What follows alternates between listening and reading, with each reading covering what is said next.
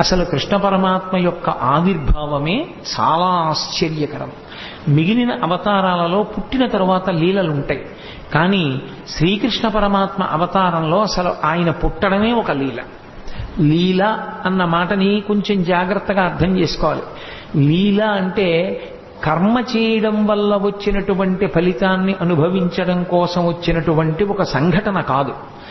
పరమేశ్వరుడు తనంత తాను కల్పించుకుని లోకానికి ఒక పాఠం నేర్పడం కోసమని చేసినటువంటి క్రియ. అంటే మీకు నేను ఒక ఉదాహరణ చెప్పాలి అంటే, నేను ఇవాళ మీ ముందు ఇలా మెళ్ళో పూలదండ వేసుకుని కూర్చోవడానికి శాస్త్రంలో గతంలో నేను చేసిన కర్మ ఏదో ఫలితంగా ఉంటుంది. కాబట్టి నాకు ఇవాళ ఈ విషయం మీద ప్రసంగించడానికి పరమేశ్వరుడు ఒక అధికారం ఇస్తాడు.